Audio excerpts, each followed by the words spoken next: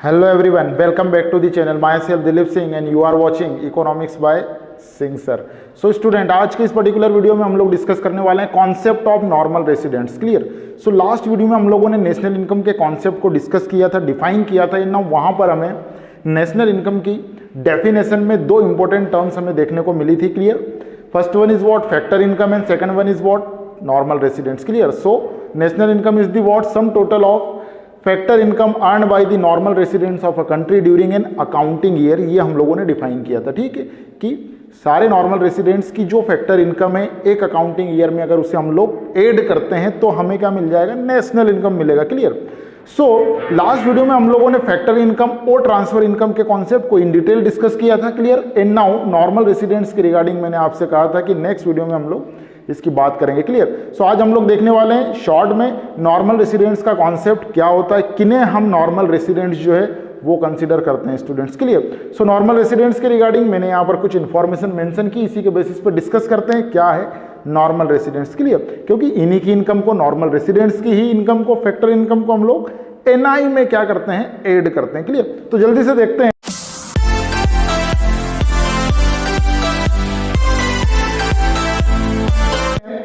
First one is what normal residents. Clear. जब हम इसे डिफाइन करते हैं तो नॉर्मल रेसिडेंट्स क्या रिफ्लेक्ट करता है. Clear. So normal residents of a country refers to an individual और an institution who ordinarily reside in the country and whose economic interest also lies in that country. Clear. So normal residents वो लोग, individuals और institution से जो क्या करते हैं, किसी कंट्री में रहते हैं. ठीक है, किसी कंट्री में रहते हैं, reside inside the territory. Clear. तो जो ऑर्डिनरीली कंट्री के अंदर रह रहे हैं. ठीक है. एंड नाउ जिनका इकोनॉमिक इंटरेस्ट उसी पर्टिकुलर कंट्री के बिहाफ में है. ठीक है. अब इन दोनों बातों का क्या मतलब है, रहने का मतलब कि अगर कोई पर्सन 1 और मोर देन 1 ईयर से अगर किसी कंट्री में एग्जिस्ट कर रहा है तो नॉर्मल रेसिडेंट्स के क्राइटेरिया में वो आएगा. Clear. And second thing is what economic interest of that person. Clear. So economic interest means what कि जो भी इकोनॉमिक एक्टिविटीज वो परफॉर्म कर रहे हैं. ठीक है, लाइक कंजम्पशन है, सेविंग है, इन्वेस्टमेंट है. ठीक है. और इस तरह की इकोनॉमिक एक्टिविटीज पर्सन की उस कंट्री के बिहाफ में होनी चाहिए, उस कंट्री को टारगेट करते हुए होनी चाहिए. ठीक है. तो ये दो क्राइटेरिया अगर किसी पर्सन ने फुलफिल किए हैं तो वो पर्सन उस कंट्री का नॉर्मल रेसिडेंट कंसीडर होता है. Clear. So according to definition कि अगर कोई पर्सन पर्टिकुलरली किसी कंट्री में ऑर्डिनरीली रह रहा है 1 ईयर और मोर देन 1 ईयर एंड उसका इकोनॉमिक इंटरेस्ट उसी कंट्री में है तो वो उस कंट्री का नॉर्मल रेसिडेंट्स कंसीडर होगा. Student. Clear. Okay. According to definition ये हमने देखा. अब डेफिनेशन से 2 पॉइंट हाईलाइट हो रहे हैं जो मैंने अभी बताए आपको, एक बार और देखते हैं. Definition highlights 2 points. Clear. 2 point यहां से हाईलाइट हो रहे हैं. ठीक है. एक तो ये बात जो हम लोगों ने अभी की थी, ordinarily reside. Clear. And second thing is what economic interest. Clear. So ordinarily reside means what कि जो आमतौर पे कंट्री के अंदर रह रहे हैं. ठीक है. और इकोनॉमिक इंटरेस्ट की जिनकी इकोनॉमिक एक्टिविटीज उसी कंट्री के बिहाफ में क्या हो रही है, परफॉर्म हो रही है. क्लियर. ओके. दोनों पॉइंट को देखते हैं. So first one is what ordinarily reside the residents live with in the domestic territory for 1 और मोर देन 1 ईयर. ठीक है. जो अभी हमने बात की कि ऑर्डिनरीली रिसाइड होने का मतलब, ऑर्डिनरीली रहने का मतलब क्या है, तो इसका मतलब ये कि कोई रेसिडेंट अगर डोमेस्टिक टेरिटरी में, उस कंट्री की टेरिटरी के अंदर अगर 1 ईयर और मोर देन 1 ईयर से अगर रह रहा है. ठीक है.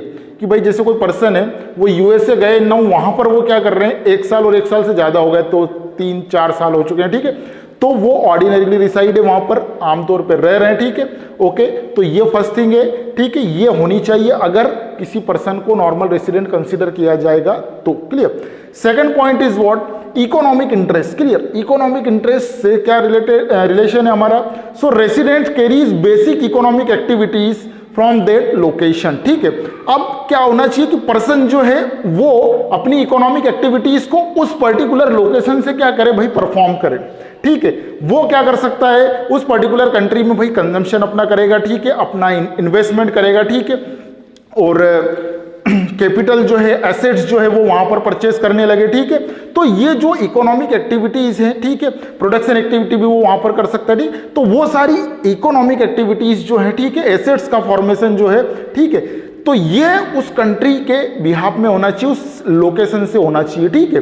तो ये पार्ट जो है ये इकोनॉमिक इंटरेस्ट को रिफ्लेक्ट कर रहा है, ठीक है, कि भाई हम लोग यहाँ पर क्या कर रहे हैं, इनकम जनरेट करने के लिए ट्राई कर रहे हैं, ठीक है, यहाँ से इनकम अर्न भी कर रहे हैं, ठीक है, और ये सारा पार्ट जो है ये अगर होता है तो वो इकोनॉमिक इंटरेस्ट को रिफ्लेक्ट करेगा। क्लियर? सो ये टू थिंग्स यहां पर हाईलाइट हुई थी डेफिनेशन से, क्लियर, जिन्हें हम लोगों ने अभी डिस्कस किया। क्लियर? ओके, तो इस तरह से हम लोग नॉर्मल रेसिडेंट्स को क्या करेंगे स्टूडेंट्स, कंसीडर करेंगे। ठीक है, दो चीजें हैं, कोई पर्सन किसी कंट्री में 1 ईयर और मोर देन 1 ईयर से अगर एग्जिस्ट कर रहा है, ठीक है, रह रहा है वहां पर, और उसका इकोनॉमिक इंटरेस्ट जो है वो उसी कंट्री के बिहाफ में, ठीक है, उसी कंट्री को टारगेट करता हुआ या उसी लोकेशन पर वो अपने इकोनॉमिक एक्टिविटीज को परफॉर्म कर रहा है, ठीक है, consumption, saving, investment, capital formation, assets formation, production, ठीक है, तो वो सारा पार्ट जो है वो इकोनॉमिक इंटरेस्ट में आएगा और वो पर्सन नॉर्मल रेसिडेंट जो है उस कंट्री का कंसीडर होगा। Student clear? ओके, तो ये एक छोटी सी बात थी रिगार्डिंग व्हाट नॉर्मल रेसिडेंट, दो ही चीजें इंपॉर्टेंट है और कुछ नहीं।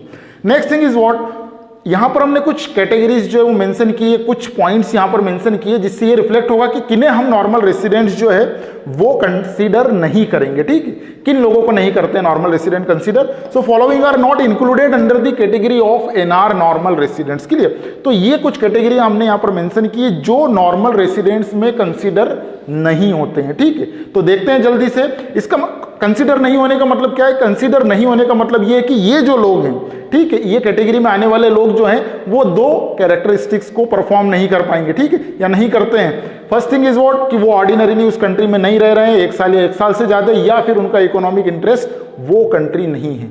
ठीक है, ओके, देखते हैं। First one is what, foreign tourist and visitors. ठीक है, तो जो फॉरेन टूरिस्ट होते हैं, घूमने के लिए जो आते हैं टूरिस्ट, ठीक है, विजिट करने के लिए जो हमारी कंट्री को आ रहे हैं, ठीक है, तो इस तरह के तमाम टूरिस्ट और विजिटर्स जो हैं वो किसी भी कंट्री के क्या है भाई, मतलब जिस कंट्री में जा रहे हैं उस कंट्री के नॉर्मल रेसिडेंट कंसीडर नहीं होते हैं। ठीक है, अगर कुछ लोग इंडिया घूमने आए हैं, ठीक है, यूएसए से, तो वो टूरिस्ट है, वो कुछ टाइम घूमेंगे, ठीक है, 1 मंथ हो सकता है, 2 मंथ हो सकता है, घूम के विजिट करके वो वापस चले जाएंगे। ठीक है, तो ना तो वो 1 साल या 1 साल से ज्यादा यहाँ पर रुके और ना ही उनका इकोनॉमिक इंटरेस्ट इस कंट्री से बिलोंग कर रहा था। ठीक है, तो टूरिस्ट और विजिटर्स को हम नॉर्मल रेसिडेंट जो है वो कंसीडर नहीं करते हैं। Second thing is what, foreign staff of embassies, officials, diplomats and members of arm forces. ठीक है, तो ये जो कैटेगरी के लोग हैं, ठीक है, ये भी क्या है, नॉर्मल रेसिडेंट्स एनआर में नहीं कंसीडर किए जाते हैं। ठीक है, foreign staff of embassies, embassies जो होती हैं, ठीक है, एम्बेसीज का जो स्टाफ है, स्टाफ है, ठीक है, तो वो स्टाफ जो है वो नॉर्मल रेसिडेंट नहीं कंसीडर होता है। ठीक है, फॉर एग्जांपल जैसे हमारी एम्बेसीज यूएसए में, तो यूएसए में रहने वाली जो हमारी एम्बेसीज के कुछ ऑफिशियल्स हैं वो उनके नॉर्मल रेसिडेंट्स कंसीडर नहीं होंगे, वो हमारे नॉर्मल रेसिडेंट्स कंसीडर होंगे। ठीक है, क्योंकि वो रह भली वहां पर रहे मोर देन 1 ईयर से भी अगर रह रहे हैं, बट उनका इकोनॉमिक इंटरेस्ट हमारी ही कंट्री में एग्जिस्ट करता है, उन्हें हमने वहां भेजा है। ठीक है, इसलिए वो कंसीडर नहीं होंगे। ठीक है, ऑफिशियल्स जितने भी है हमारी कंट्री से जाते हैं, ठीक है, या हमारी गवर्नमेंट को रिप्रेजेंट करने के लिए जा रहे हैं, ठीक है, फॉरेन कंट्रीज में जा रहे हैं, ठीक है, या फॉरेन कंट्रीज के ऑफिशियल्स जो वो हमारी कंट्री में आ रहे हैं, ठीक है, तो ये ऑफिशियल्स जो है ये एक पर्टिकुलर ऑब्जेक्टिव से आते हैं कंट्री में, ठीक है, और ये 1 ईयर या 1 ईयर से ज्यादा नहीं रहते हैं। ठीक है, और इनका इकोनॉमिक इंटरेस्ट भी नहीं होता है। क्लियर? तो वो डिप्लोमेट्स जो होते हैं, ठीक है, कूटनीतिज्ञ जिन्हें हम लोग बोलते हैं, ठीक है, डिप्लोमेट्स भी क्या है, नॉर्मल रेसिडेंट कंसीडर नहीं करते, क्योंकि ये भी रेगुलरली एक कंट्री से दूसरी कंट्री में आते जाते रहते हैं, उनके पॉलिटिकल कुछ रीजंस होते हैं उसकी वजह से। ओके, तो दो कैटेगरीज जो है वो हमारी नॉर्मल रेसिडेंट्स की, ठीक है, ऑर्डिनरीली 1 ईयर वाला जो पार्ट है, ठीक है, या मोर than 1 year, and economic interest यहां भी एग्जिस्ट नहीं करता, और आर्म फोर्सेस का इस्टेब्लिशमेंट कई बार दूसरी कंट्रीज में होता है। ठीक है, हम अपनी आर्म फोर्सेस को दूसरी कंट्रीज में भेजते हैं कुछ टाइम के लिए, ठीक है, वो सिक्योरिटी पर्पस हो सकता है, वो दूसरी कंट्रीज को सपोर्ट देना हो सकता है, ठीक है, या प्रैक्टिस सेशन भी हो सकते हैं। ठीक है, तो इसलिए भेजते, तो वो भी आर्म फोर्सेस के जो सोल्जर्स है हमारे, ठीक है, या ऑफिशियल से, वो भी इस कैटेगरी में नहीं आते हैं। ठीक है, तो ये क्लियर। तो जो foreign staff, embassies, officials, diplomats and arm forces के मेंबर्स है वो नॉर्मल रेसिडेंट कंसीडर नहीं होते, वो जिस कंट्री के लोग हैं वहीं के नॉर्मल रेसिडेंट कंसीडर होते। Next thing is what, international organisations. ठीक है, international organisations like what, IMF, world bank, IDA, clear, LIU, तो ये जितने भी इंटरनेशनल ऑर्गेनाइजेशन है, WTO, ठीक है, तो ये ऑर्गेनाइजेशंस नॉर्मल रेसिडेंट्स नहीं कंसीडर किए जाते, किसी भी कंट्री के नॉर्मल रेसिडेंट्स नहीं है। ठीक है, WTO किसी एक का नहीं है, वो सबका है। ठीक है, IMF, इंटरनेशनल मॉनेटरी फंड, किसी एक का नहीं है, सबका है। ठीक है, IDA इंटरनेशनल डेवलपमेंटल एसोसिएशन सबका है, ठीक है, किसी एक कंट्री का है ही नहीं, तो इन्हें भी हम नॉर्मल रेसिडेंट कंसीडर नहीं करेंगे और कोई भी नहीं करता, ठीक है, कोई भी कंट्री नहीं करती। Next thing is what, employees of international organisations, ठीक है। अब इंटरनेशनल ऑर्गेनाइजेशंस लाइक व्हाट, जो अभी नाम मैंने बताए कि IMF में काम करने वाले एम्प्लॉइज, WTO में काम करने वाले एम्प्लॉइज, WHO में काम करने वाले एम्प्लॉइज, ठीक है। तो ये इंटरनेशनल ऑर्गेनाइजेशंस में जो काम करने वाले एम्प्लॉइज हैं वो भी नॉर्मल रेसिडेंट कंसीडर नहीं होते, ठीक है। फॉर एग्जांपल कि अगर कोई IMF में काम कर रहा इंडियन अगर है, ठीक है, तो वो इंडियन हमारी कंट्री का नॉर्मल रेसिडेंट्स कंसीडर होगा, ठीक है। भले वो IMF का जो हेड क्वार्टर है, ठीक है, अगर वो USA में है तो वहां पर वो 1 ईयर मोर देन 1 ईयर से रह रहा है, ठीक है, बट वो नॉर्मल रेसिडेंट कंसीडर नहीं होगा। क्यों? क्योंकि इंटरनेशनल ऑर्गेनाइजेशंस जो है वो किसी भी कंट्री के नॉर्मल रेसिडेंट्स में कंसीडर नहीं होते, जो अभी हमने देखा है, ठीक है। तो इसीलिए वहां पे काम करने वाले लोग भी उस कंट्री के नॉर्मल रेसिडेंट नहीं होंगे, वो जिस कंट्री से एक्चुअल में बिलोंग कर रहे हैं वहीं के नॉर्मल रेसिडेंट्स कंसीडर होते हैं, ठीक है। तो ये जितने भी तमाम इंटरनेशनल ऑर्गेनाइजेशन है, इनमें काम करने वाले एम्प्लॉइज वो जिस कंट्री के एक्चुअल में है उसी कंट्री के नॉर्मल रेसिडेंट्स कंसीडर किए जाते हैं। Student clear? Okay. Next thing is what, crew members of foreign vessels, commercial travellers and seasonal workers, ठीक है। तो जो क्रू मेंबर्स हैं, ठीक है, वेसल्स के, शिप वगैरह जो है, शिप को चलाने वाले या शिप में काम करने वाले जो क्रू मेंबर्स होते हैं, ठीक है, वो सारे मेंबर्स भी नॉर्मल रेसिडेंट नहीं होते हैं, ठीक है। वो जिस कंट्री से एक्चुअल में बिलोंग करते हैं वहीं के नॉर्मल रेसिडेंट होते हैं, क्योंकि कमर्शियल पर्पज से वो एक कंट्री से दूसरी कंट्री में आते जाते रहते हैं, ठीक है। वो क्रू को हैंडल कर रहे हैं, शिप चला रहे हैं, ठीक है, तो उसमें कोई ऐसा इशू नहीं है, ठीक है। वो जिस कंट्री के वहीं के NR कंसीडर होंगे। एंड कमर्शियल ट्रेवलर्स, ठीक है, कमर्शियल पर्पज से कुछ लोग एक कंट्री से दूसरी कंट्री में जाते हैं, डील्स करते हैं, ठीक है, तो उन लोगों को भी हम NR में शामिल नहीं करेंगे, नॉर्मल रेसिडेंट में शामिल नहीं करेंगे। वो एक्चुअल में जिस कंट्री के एक्चुअल में हैं उसी कंट्री से हम लोग क्या करेंगे, उन्हें का NR जो है वो कंसीडर करते हैं, ठीक है। अगर हमारी कंट्री से कोई USA गया है, कमर्शियल पर्पज से गया, तो वो वहां का NR नहीं है, नॉर्मल रेसिडेंट नहीं, वो यहीं करेगा, ठीक है।